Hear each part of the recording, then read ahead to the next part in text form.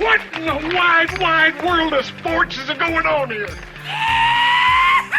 And now, broadcasting from the cow capital of the West and home of the world-famous Miles City Bucking Horse Sale, it's time for Rodeo Randy on KYUS 92.3 and KMTA 1050 AM. Now, let's saddle up and ride. Here's Rodeo Randy. Well, thanks, John. Well, good morning, everybody. Welcome to the Rodeo Randy Show, broadcasting from the banks of the Yellowstone and home of the world-famous Miles City Bucking Horse Sale. I'm Rodeo Randy, inviting you to stay with us, as in a few minutes, I'll be talking with two very special guests in our studio, Rainey Lee and Daetyn Quiroz, to tell us more about their fourth annual Chasin Freedom Barrel Race event at the Sage Riders Arena. But first, let's mention some rodeo updates and news. Let's start with some of the rodeos that are going on now and are coming soon, and the Bozeman Stampede is on now until Saturday, till tomorrow. Same thing with the Missoula Stampede yesterday and tomorrow. Bobcat Grizzly, a little action there, I see. Fallon County Fair and Rodeo in Baker, August 15th and 17th, and of course that's in Baker, Montana. The Macomb County Fair Rodeo in Circle, Montana, 15th and 16th. I'll be heading up there to see some of my friends. That's my old stomping ground, so I better stop in and say hi. And then the Yellowstone River Roundup in Billings, August 16th through the 17th, and of course our big one here, the Eastern Montana Fair and Rodeo, August 21st and 22nd. Here's a quick update on our local cowboys and cowgirls. Haven Medjed is hanging in there at the number 4 spot in the world in tie-down roping with over $155,000. And he's only $45,000 out of first place. How about this bareback rider from Columbus, Ricky Weston Timmerman, sitting number 13 in the world? And of course, his uncle is Kelly Timmerman, a famous bronc rider. And our favorite saddle bronc rider, Sade Newman, he's hanging in there at the number 4 spot with over $163,000, only $21,000 out of first place. And of course, Haven's wife, Shelby Medjed, the current reigning breakaway world champion, she sits at number 3 in the world. And of course, my favorite bell racer in the WPRA from my hometown area, Lisa Schilling-Lockhart. She's sitting number 5 in barrel racing with over $109,000.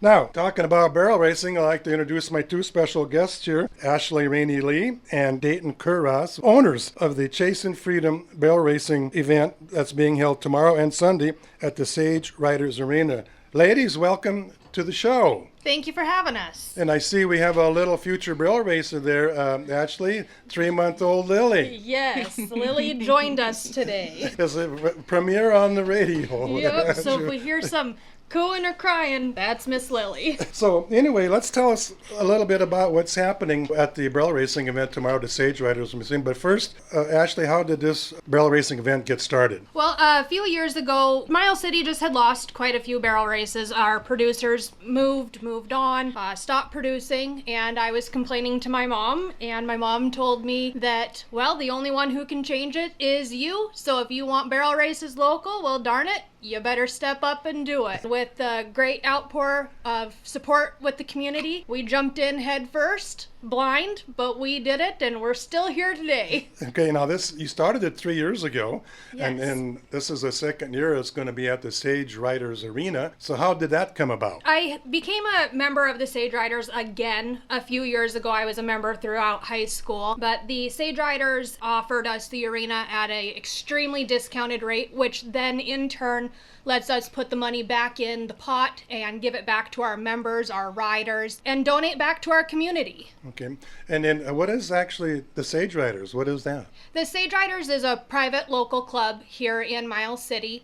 It's just a group of a bunch of horse-loving and horse-crazy people that we get together once a week, just chat, and we try to put on events again out at the arena and just bring back a lot more horse and cowboy related events. And promoting the Western way of life. Yes, and promoting the Western way of life. That's perfect way of putting it. And okay, now Daetyn, how many competitors are you anticipating tomorrow and Sunday in the barrel racing event?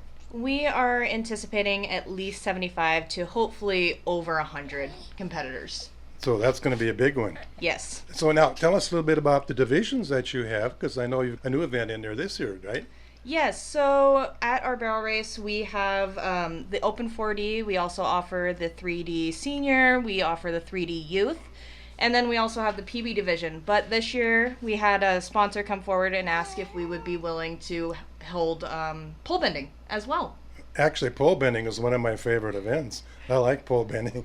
Quick horse and learn to weave. I like that. That's pretty good. Yeah, Yeah. for sure. I always thought they should get pole bending in the national finals rodeo. I have to agree. Yeah, like team roping to me, I tell people, I don't want to tell team ropers. So when I was working and living in Vegas, I worked at the Thomas M. Mack Center for 12 years at the Side Red Room, the VIP room. You can tell when team roping came on because everybody went to the bathroom and got more beers, but I'm sure they're not going to change.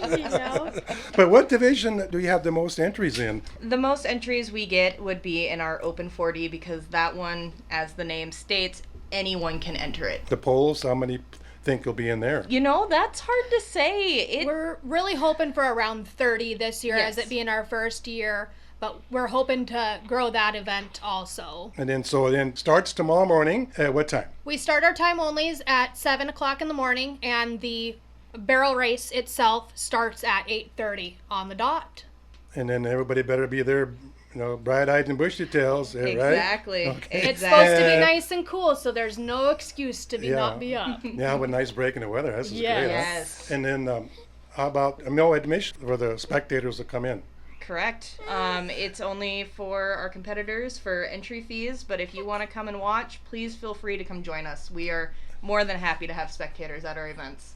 And of course, the Sage Riders Arena is located on Water Plant Road, right next to the Waterworks Art Museum over there.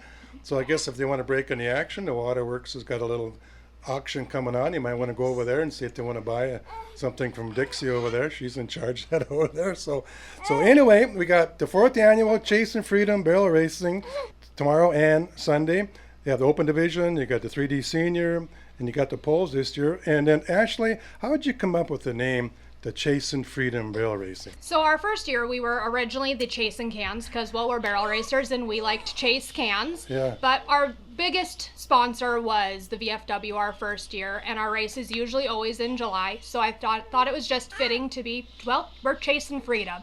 The VFW fought for our freedom, and it was just fitting. It's a perfect name, perfect fun barrel racing over there.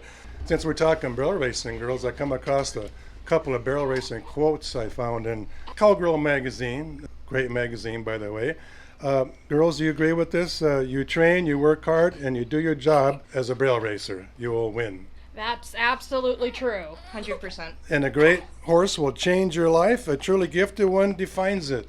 Yes. And look at all, like Lisa Lockhart, the old moneymaker in the barrel racing. So, but anyway, all right. Thanks, girls. Tomorrow and Sunday we'll be out there at the Sage Riders Museum. Thanks for coming in. And everybody, if you want to go out and have a good time, stop in and say hi to the girls out there at the Sage Riders Museum.